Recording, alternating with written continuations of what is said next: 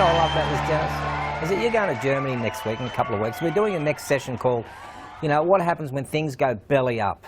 And they want you in here going, explain this to me. Sorry? We'll Skype you in.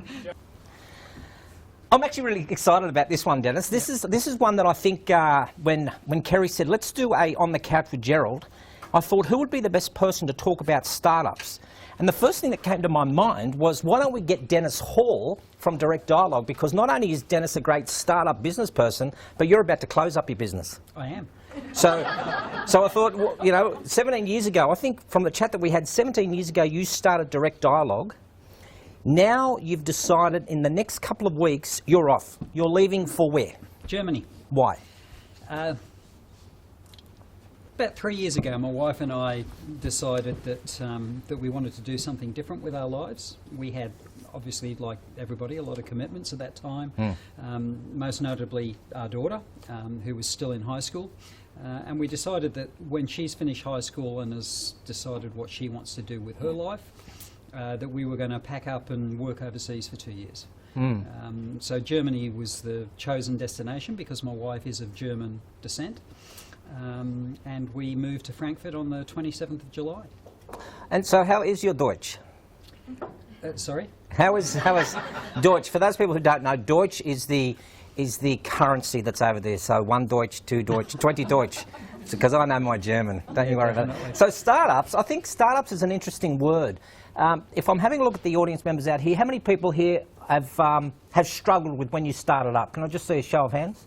Yeah, struggled when you started up. Who actually started their business and was on fire about 2 weeks afterwards? So one person. Wow. Maybe you should get up here and we should maybe talk to you. Tell us what the secret is. But when it comes to startups, I think that's really hard because I know when I started, it was kind of like back in the day when there was no internet.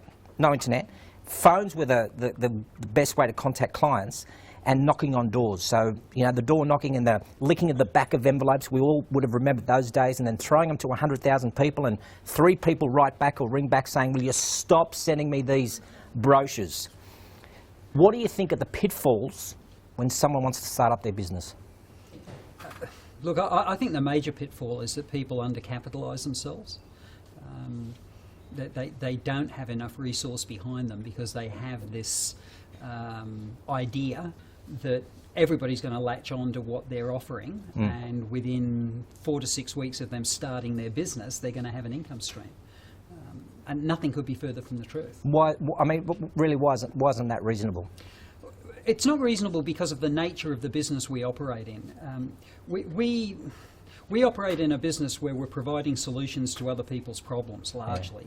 And those people and organisations, in my experience anyway, take some time to recognise, A, the nature of the problem, and B, some of the potential solutions. And even when they've gone through that process, it then takes some time for the machinations of all of that to be approved and budgeted, and, you know, so a 4 to 6 week window from woe to go isn't going to happen.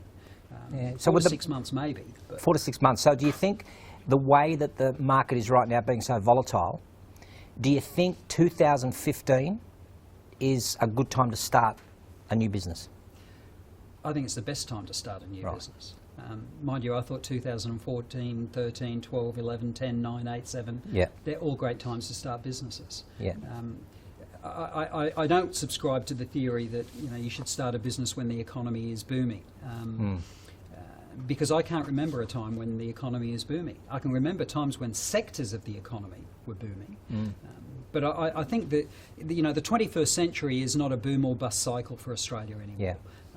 We're going to see a continuation of certain sectors of the community, of the business community, doing well, whilst other sectors don't. And I think that's going to be a factor of life. And unfortunately, I think our media are always filling us full of doubt and loathing because they're spreading bad news all the time.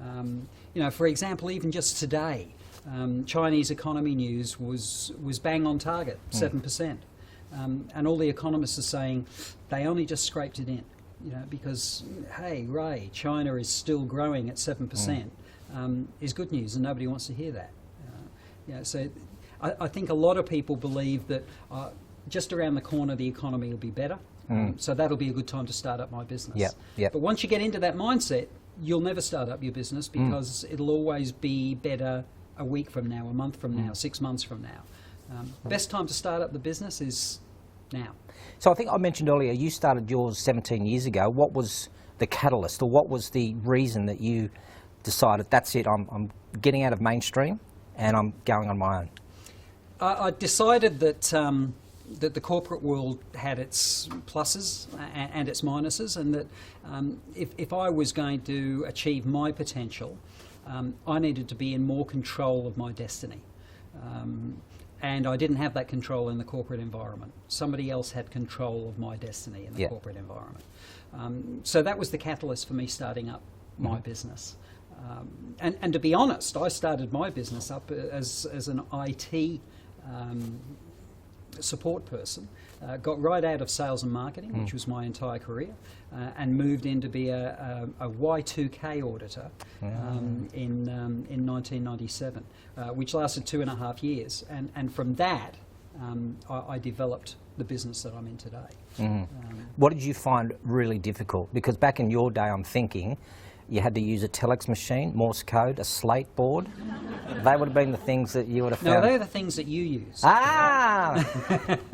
Okay. Now, look, delivery and promotion has changed, but it has still remained the same. What's changed is the medium or the mediums. Yeah.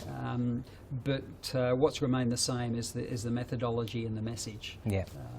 You know, the most challenging for me thing for me, and the biggest lesson I had to learn early on, was to be able to promote what was the one thing that I was best at.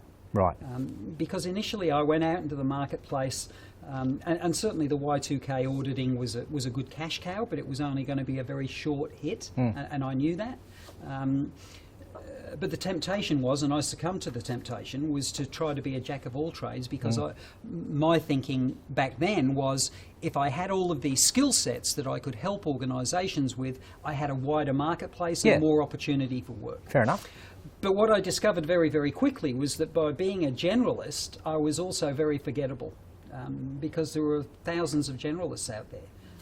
Lots of people that could do similar things across a broad range of topics. So I learnt pretty early on that what I needed to understand was, what's the one thing? Yeah. What's the one thing that people can identify me with and remember me by?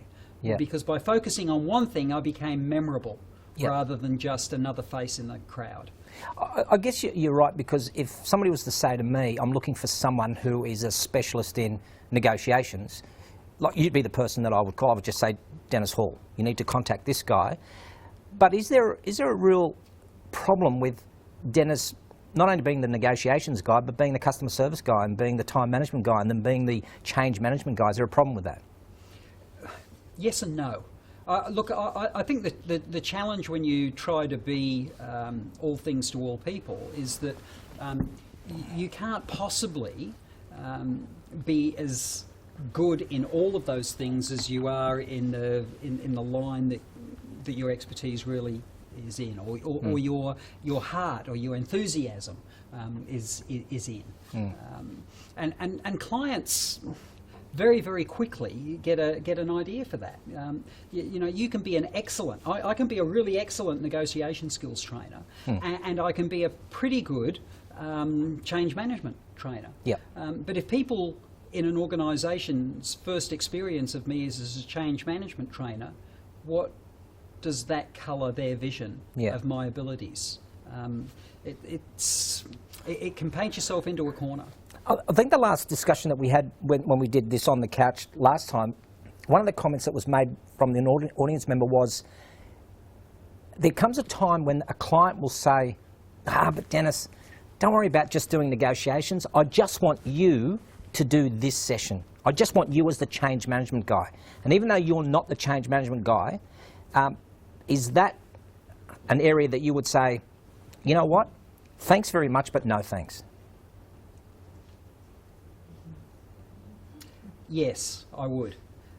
I'd be saying to them, look, I appreciate the compliment, And I really am thrilled that you have such confidence in my abilities.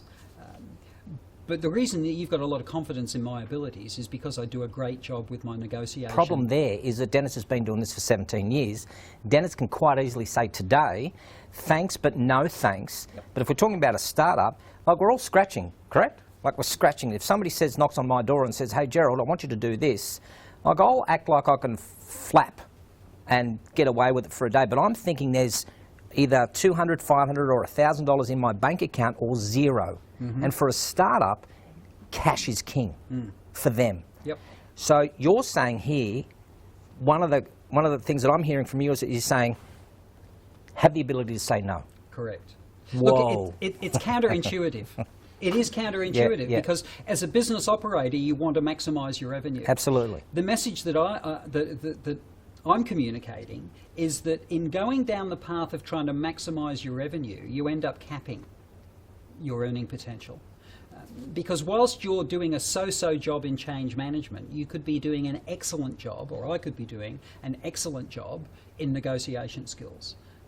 But what if that was an in to negotiation? And they don't know Dennis yet. See, if I'm thinking of a person who just comes to me and says, I'm starting up my business, and I'm thinking, okay, let me Google you, and I see nothing because you're a startup, and you've got no credibility behind you, wouldn't this be an ideal way to say, well, here are some projects that I've done, not my forte, but this is what I've done to get started, but my specialty is negotiations? So my question would then be, as a client, why is it that you're choosing me for change management if you don't know me? I don't know how to answer that. That's actually thinking about that, it's because you've been recommended to me. Okay. You've been recommended that you are a skilled practitioner in your field. Yep. And regardless of whether you can do change, you're a trainer, you're a facilitator, you're a speaker. Definitely. Just get on the stage and just talk, man. That's what you're paid to do. Any facilitator worth their salt is able to go across multiple areas of discipline. Yeah.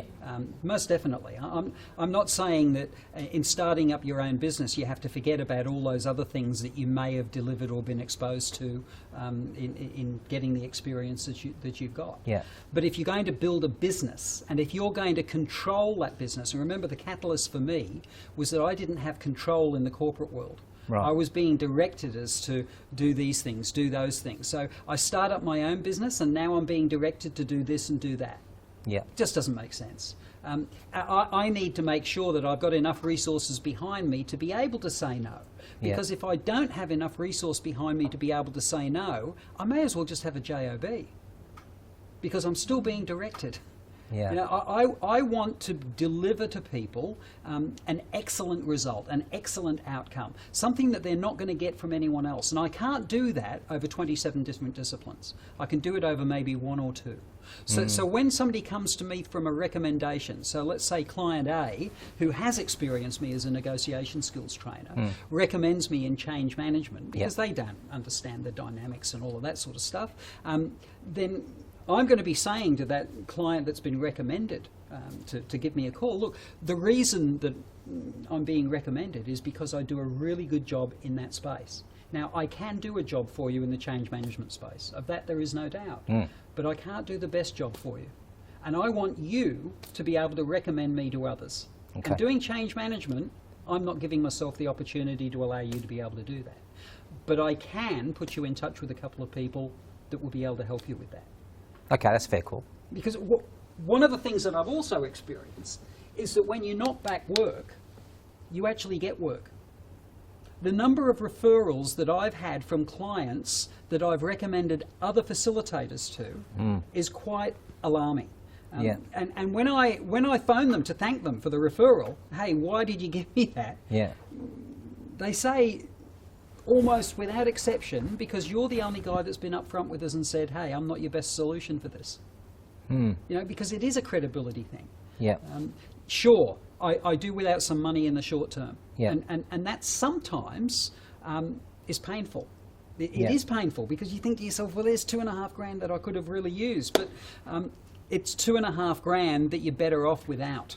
And you don't fear the person that you're recommending the work to is even though you know that person, that he is that specialist in that area, you don't fear that he's going to do a bad job? You know. Well, I won't recommend somebody if I don't have confidence in their ability. Yeah. But I also don't fear that they're going to take a client away from me. You know, because I know that I'm good enough in the space that I operate in. That, look, anybody that takes a client away from me in my sphere of expertise deserves the client. Okay. So being the authority is what you're talking about. Yes. So first thing, if you're going to start up something, be the authority in one. Don't be the generalist. Don't be the jack of all trades. Be the master of one. Yep. And be good at it. Yep. Okay. Give me another nugget. Well, I mean, just before we go off the being a master of one, you know, I mean, you yourself, you're known as the presentation guy. And you and I were talking only earlier this evening about how business has gone up as a direct consequence of that focus. Yep. It seems counterintuitive that as an independent business operator, having one discipline that you're really going to focus on is going to bring you in more work. Yeah. It seems more natural that if you've got 7 disciplines, you've got 7 times more chance of getting work. But the opposite is the case. People are looking for people that can deliver above and beyond. And they know that if you've got 27 arrows under your sling, you might be able to deliver them close to the mark, but you're not going to be hitting too many bullseyes. We're going to ask you for some of your feedback on there, because I think that's an interesting point. Dennis is saying be the authority. I'm saying, well, you know, grab work where you can, especially if things and times are tough. So I'll get your thoughts on that.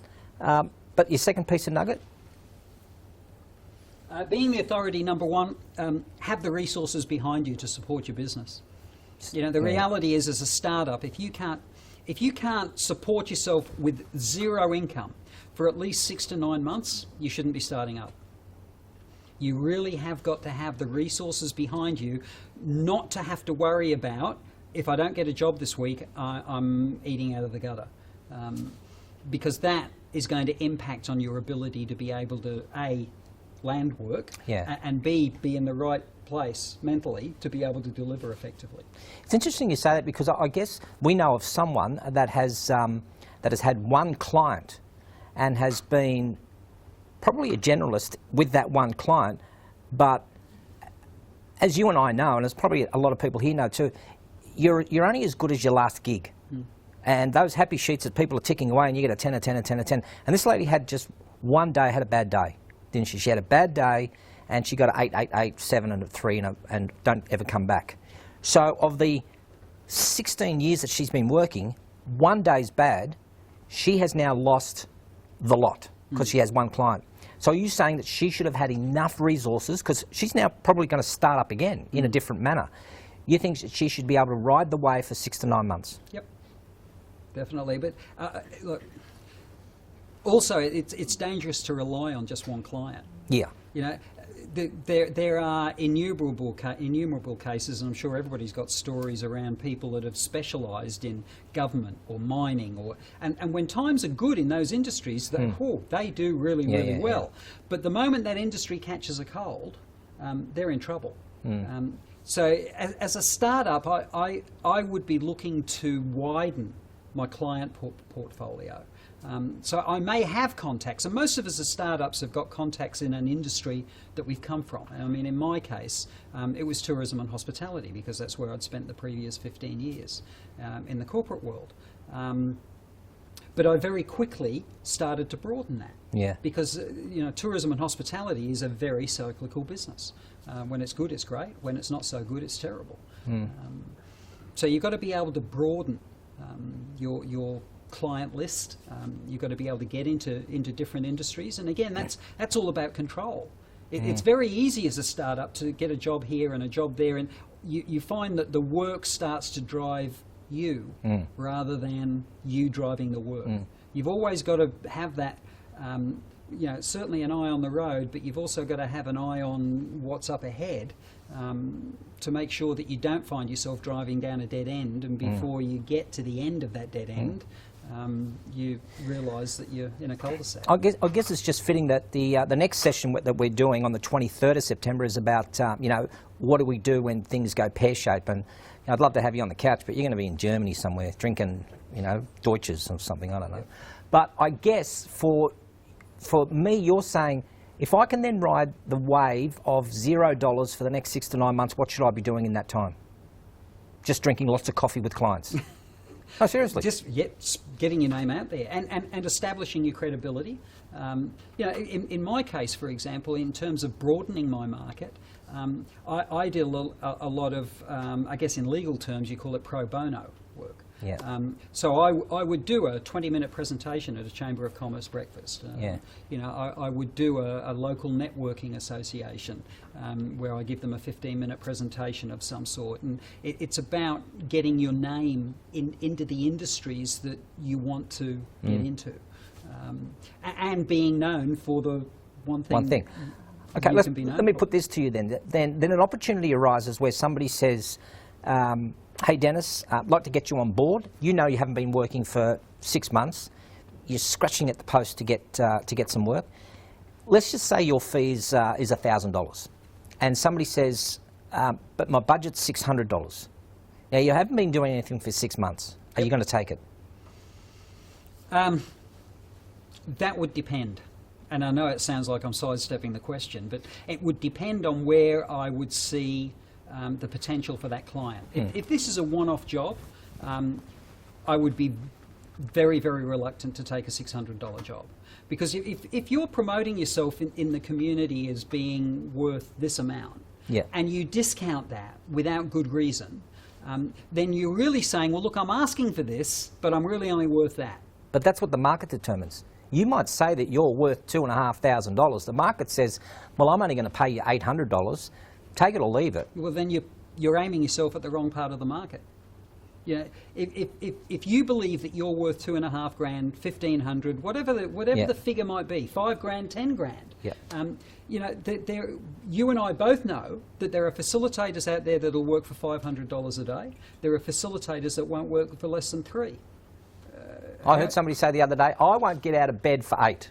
Like, who is he? Miranda Kerr? Like, seriously, I mean, is that an attitude thing? Is that, sorry, Miranda, but is that an attitude thing? Is that an arrogance thing? That what's been offered to you as a startup is, and I know you're saying this is counterintuitive, that you're wanting me to ride the wave for 6 months, I've got no work, I've got to be the authority in one, I've now got work, I'm not diminishing it. I need to put some scratchings on the table to feed my family. Yep.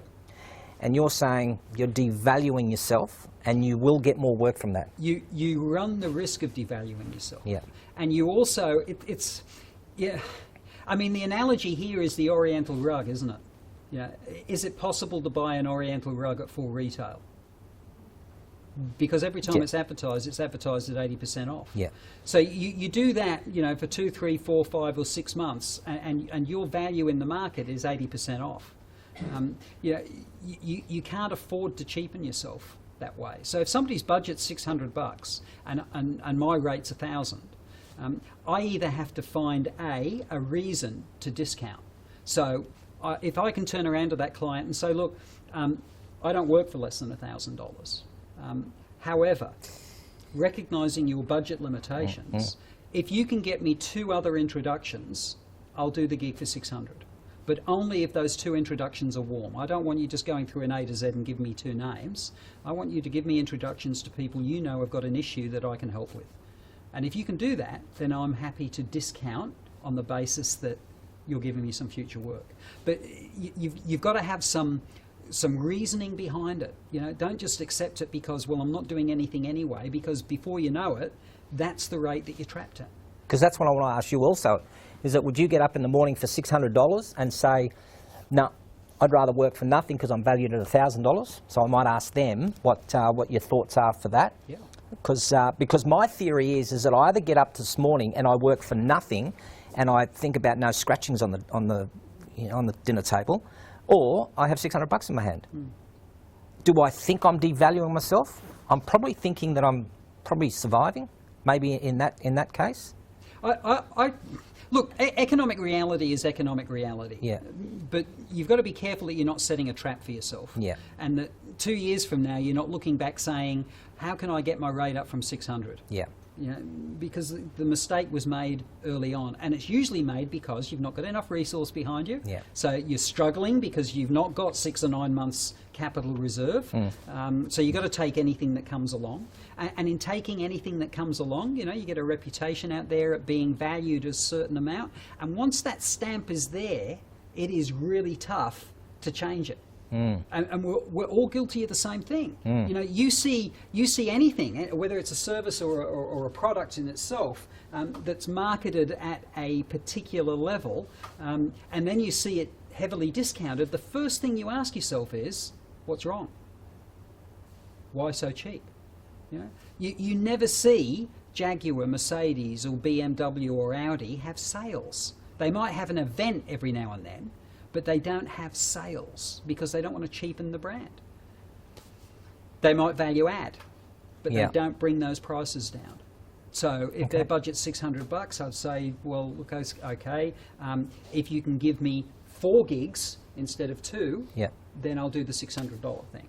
Okay. But you're not playing with what your value is, and that's the danger. Okay, That's the so be the tightrope. authority, find your value, and what are you saying there? You're just saying find your value and be able to ride the wave for 6 to 9 months. Yeah, most definitely. Okay, third thing?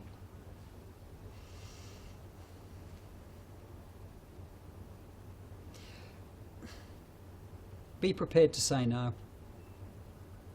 You've got to be prepared to walk away from work. Yeah. Some work isn't worth taking on. Either because it takes you down a path that is going to move you from your core, or because it moves you into areas that you're not able to give what you need to. I mean, as you mentioned before, you're only as good, your reputation is only as good as your last gig. Okay. So in that sort of industry, you've got to make every post a winner. Okay. So you've got to have the strength to say no. But maybe in your terms say no, but maybe with a negotiating point of difference behind it. I'll say no, but if I do say yes, it'll be on these conditions. Okay. Yeah, and go into All it right. with your eyes open. I know if I was sitting out there, I'd be asking a lot of questions. That's what I'd be doing. Alan, grab that little mic there. Has anyone got any questions? I think that might be off actually, so we'll try it anyway.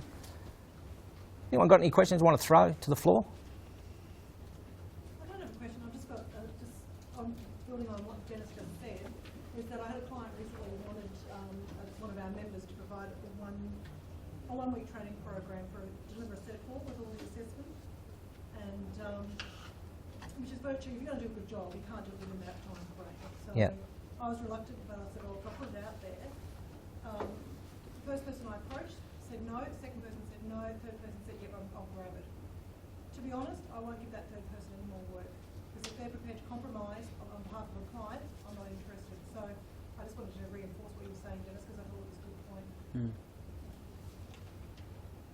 Dan. Good point. Of course, somebody agrees with me. I'm sure. Look, I'm sure. I'm just thinking about, because it is the business of the startup. That's the difficulty that they have, is that you're saying say no and stay strong, and then not get any work for 6 or 9 months, and that's tough. And I know when probably you and I started, that was at the time when I think there was a levy where we had to. The training levy. The training levy was 3% from every employee or every organisation had to punch back into training. And back in 17 years ago, we got Word, Excel, PowerPoint. Everyone was an IT trainer. But now, 2015, you're saying it's a great time to start, and and some people might be struggling out there.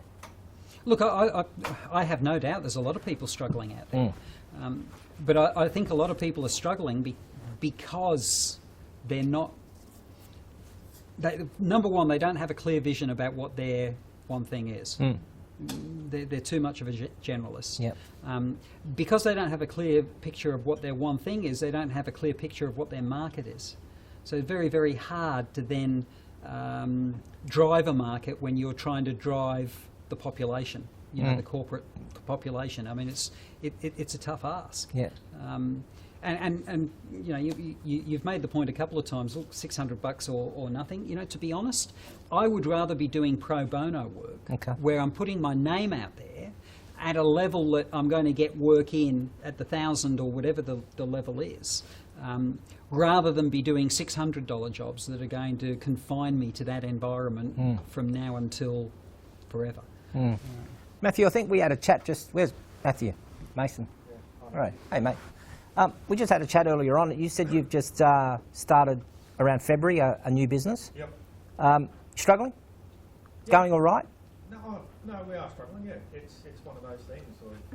What's the business, by the way? Superb Learning. I'm sorry? Superb Learning. Superb Learning. Okay. Yep. So it's instructional design and training business.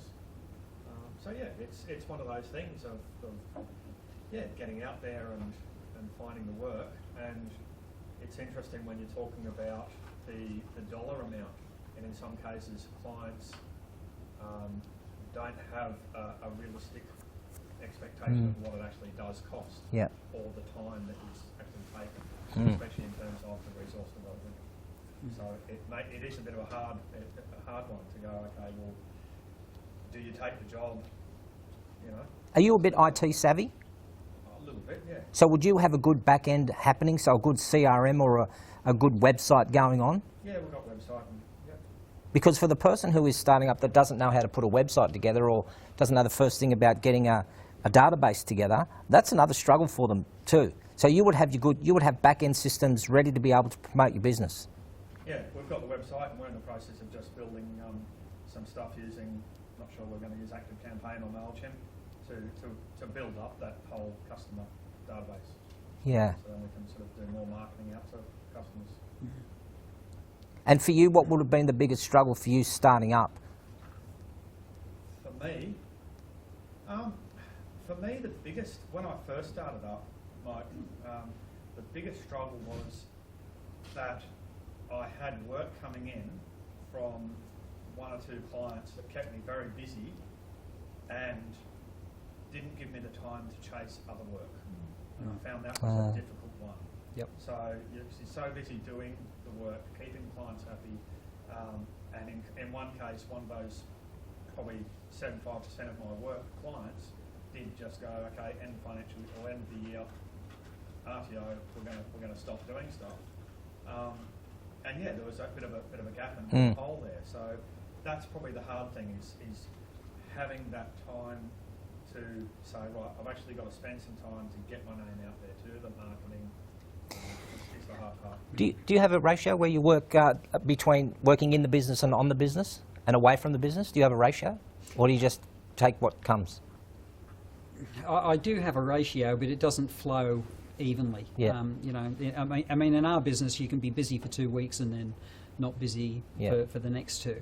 But I like to try and keep a 2 and 5. So I have two face-to-face days, 3 non-contact days, either for development or for marketing or Yeah, that's a pitfall we get into also, is that sometimes we just work so much in the business that you don't actually develop anything. And it's another extension of the discounting rates. Yeah. You know, if you're going to work for 60% of what your rate should be, you're going to have to work 1.5 times harder just to recoup where you should have been working 1.5 times less. So, you know, if your rate's 1,000 and you're working at 600, you've basically got to work 2 days to be where you would have been had you have worked just for 1.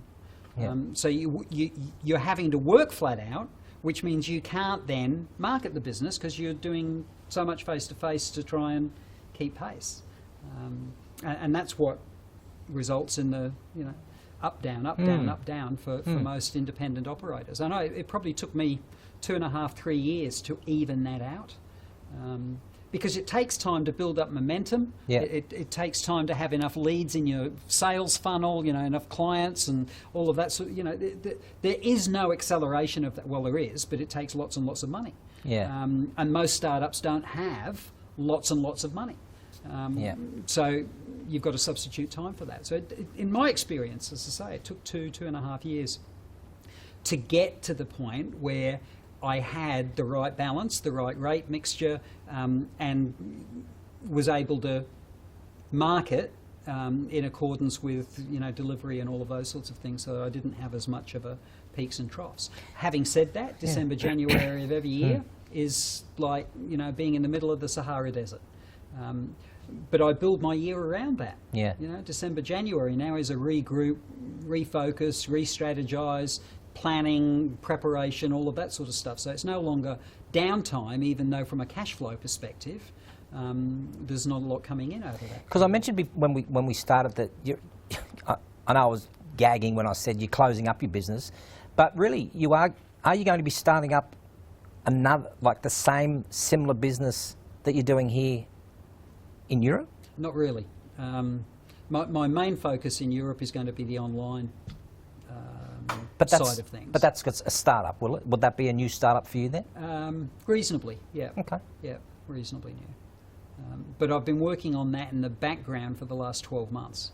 Ooh, So, watch this space. Yeah, so that I've done a lot of the prep work Yep. so that I can not quite hit the ground running, but almost hit the ground running once I get there.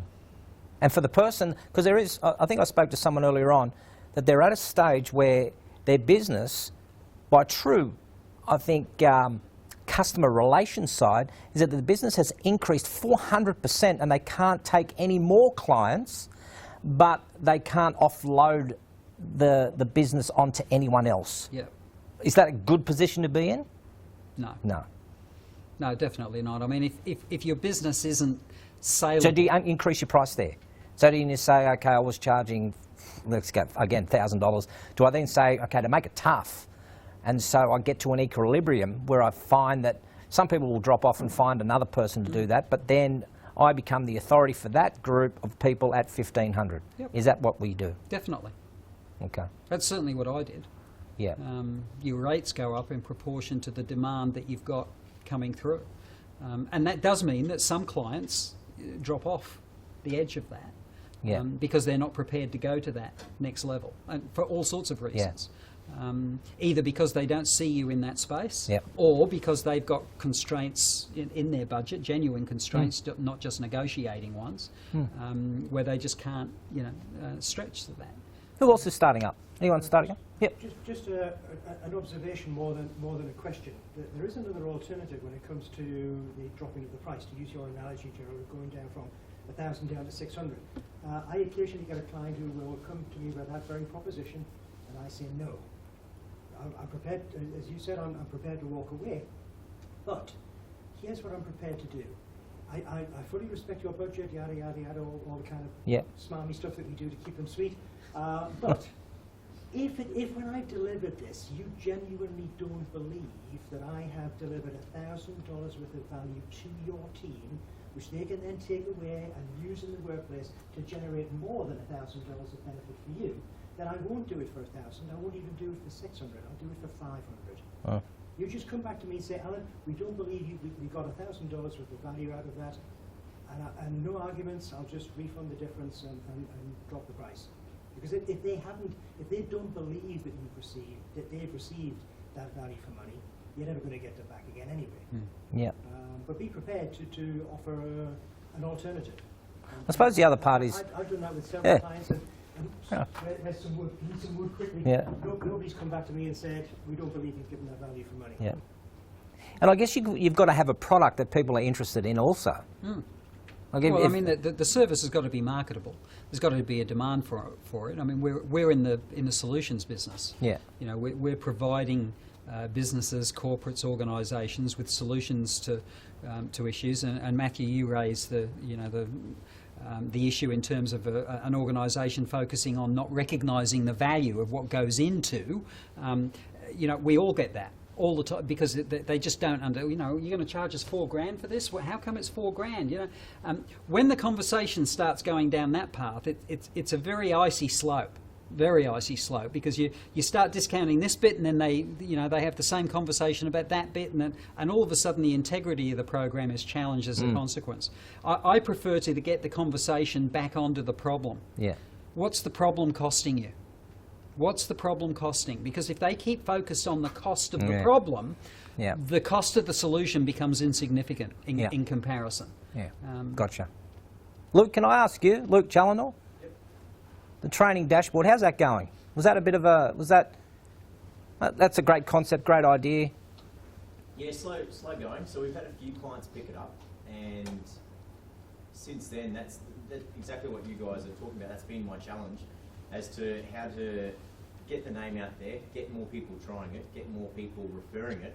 Because in essence, most trainers want to be able to measure behavioural change after their training.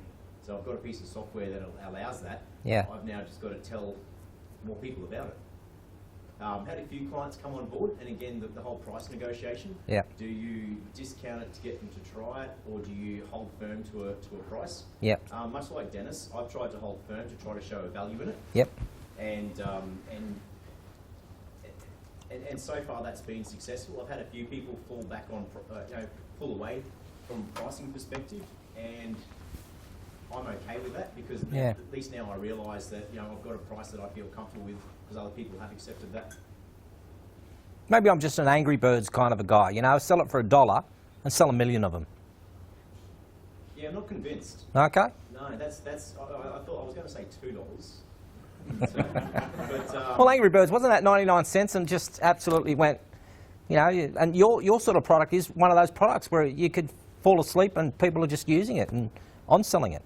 that is the theory. The other challenge as well. Well, Angry is Birds worked it trying out. to pay for my time or try to pay for time to put reports together, because in essence the client can do it themselves, but no one wants to. Everyone wants me to load it up and put the training outcomes in there. But there you're trading your time for money. There is a piece of that, and that was very hard for me to get Yeah. my head around. Am I selling the outcome, or am I also selling my time to achieve that outcome? And so that's why I decided to go down the path of no, I'll value it up so that you get an outcome plus you get my service to help you achieve that outcome. So Just if anyone is listening to that, if you're really listening, you can get me for $1. Like seriously, that's the message. I'm kidding. Look at you smiling like a little Cheshire cat. I want to hear from maybe this table here. You got a startup over here? What's your business? I'm training baristas at this stage. What a great name. The training baristas. Okay. And what's your focus? What's the focus there? Providing accredited and non-accredited training for baristas. Okay. How's that going? I haven't started yet. I'm still in the preparation stage. All right. So I'm looking to secure an RTO, and I've found some training resources and things like that. I work as a barista, and I have done for a number of years. Yep. I work basically full-time, and I have a 5-year-old son. So a lot of the work is done at home and behind the scenes. A lot of marketing is done in the workplace because I work as a barista. Yep. I have my own website. I am very prominent on Facebook. What's the name so we can all Google it tonight? Bonnie's Barista Basics. Bonnie, the triple B's. Yes. Bonnie's Barista Basics. Okay. So at this stage, that's what I'm looking at because that's where my expertise is. I have a background. I could teach first aid if I wanted to, but I've decided not to. Yep. In case a hot coffee pot pours on their hand. What I'm doing, what I can do really well at this stage. Does any of the stuff that Dennis is talking about resonate with you? Absolutely. Serious? Yeah. Be the authority in Yep. making. You have the resources behind you. I'm not quite ready yet, but I'm working full time to continue doing that. I'm keeping my skills current by working as a barista, and I will launch the business when I'm ready and when I'm able to, and I can do it on weekends. And stuff, Wonderful. so I can continue working until I'm able to go work more in Yeah. that field of training. Are you three guys together? No? Would you like to be? This is my I'm kidding. Are you in the Bonnie's Barista Basics? He's my financial advisor. Excellent. So, are you listening to what Dennis is saying? Are you with him? Yeah, definitely. God damn. Yeah, more with the resources behind you. So Yep. I work in finances, so I work at a bank, and I see a lot of business customers come in, and it's 60% of people fail within the first 6 months because they have an idea but they don't have the money behind it. Yeah. So it's Yep. nail on the head with that. Don't rush Yeah. in too soon. So have a fallback plan. Yeah, definitely. Okay. Can I make a tiny comment? Tiny one. Just a tiny one. I'm just listening. I work for myself too, but not in the industry that you're all in. And what I don't hear though, I hear a lot of distinctions without differences. And I do actually agree with you up to a point. Yeah. No, I do. Only because I think we forget that with our businesses that they need to be fluid. And I think, so when I hear you say that you would rather work pro bono for like instead of discounting, not cheapening, I'm a bit confused by that. I do understand where you're coming from, but I've also worked in the medical industry where we would discount, if you like, because bulk billing brought the volume in, and I don't think that you can establish a reputation unless you're actually working. So maybe it's starting out at your price point. So for you, 17 years ago, I don't know where you priced yourself in the market, but until or unless you can get your bookings, how are you going to get your reputation going, even if you pick that one area that you want to work in? I don't sort of hear too much. I hear everybody seems to be very set that no, unless you're paying, that's it, rather than negotiate. Then that's okay. I can understand where you're coming from, like you said, but does it necessarily mean that you're being cheap or you're being flexible and trying to meet halfway? I'm not sure. Well, I think, look, it's a good point, and it is all, you know, how long's a piece of string, and, you know, how much of it is negotiation versus positioning. All of those sorts of issues come into the equation. What I'm really speaking at is more the, you know, going for price's sake. Unless you've got a clear picture in your mind of what you're worth, because, okay, you talk about the medical industry and volume, that's great. Direct dialogue is me. I don't have a string of trainers here. People buy me, and I've only got 24 hours in a day. So discounting to get bulk doesn't make sense, because when my calendar's full, it can either be full at $2,500, $3,000 a day, or it can be full at $800 a day. But that's, I guess, where I'm coming from, is that where if you're a startup and it seems that your industry now is flooded, there seems to be a whole lot more trainers, facilitators out there scrabbling around for work that appears to be drying up. Maybe it is your entry price point rather than deciding that I'm worth $2,500. I mean, who determines what you're worth? You do, which is great. And I understand that you're you and you're the only one doing what you do, as far as you're concerned. But if I was looking to book a trainer, that might be my first constraint. So I might need to open a dialogue with you about price. But I guess if there's no flexibility there, if you're a startup, you can't really establish a reputation. That's all I'm saying, is so for you to be able to get your name out there, you need to work. And if you can't or you won't, maybe say, at the moment, you don't know me. You've got no idea about what I can do and how I'm going to, you know, help build your business. You won't get the job. So that's why I agree with you up to a point, Gerald, that I think, and it's not about money. See, I don't actually see it about money. I see it about work and establishing your reputation. That is what's going to get your money going. Just in terms of that, like I said, I'm providing accredited and non-accredited Yep. training. So my accredited will be linked with an RTO. I can provide certificates for that. That's going to be obviously a higher price. I'm also going to just run coffee appreciation courses and non-accredited courses, so people can come and find out how to use their own home espresso machine. They find out what coffee is and where it comes from and how to brew their own coffee and all different methods and that sort of thing. So I can get income that way. I can establish myself as a trainer. But then to provide those extra services, I can also, you know, train to another level and offer accredited certificates that people can put on their resumes and so on. So I will have that cash flow, and you know, I will have that coming in as well, while I'm still focusing on being able to provide that other service as well. But making sure I train to a high level in both.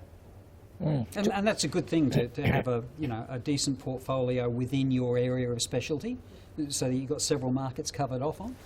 In terms of your point of, you know, how do you establish your reputation if you're not working? I think that's one of the big differences in 2015 to 1997. You can establish a reputation in 2 weeks. Because there are delivery vehicles that allow that to happen now. Who establishes that? You do. Yeah, of course. If you want to be an expert, you can be an expert in whatever you choose, provided you've got the social platforms behind you to be able to present that. So you don't need to work to deliver on a reputation. And in terms of working, I mean, you know, back in my day, I established my reputation through the pro bono stuff. The chambers of commerce, the industry associations, you know, where you're doing a breakfast or a lunch or an evening, or, you know, that's where your reputation came from. And from that came the work. So when I make the comment, I'd rather do a pro bono than cheapen my brand, I'm not saying don't work. Yeah. I'm saying work in the right areas. Yeah. And sure, look, if I'd be lying if I said that I've never discounted my rates, because I have. But I've discounted my rates with people that have either been able to give me entree to other businesses and industries, or instead of getting one job from them, I've got four. Yeah. Because that's the, if I'm going to lower my price, then I want more work. And people equate to that.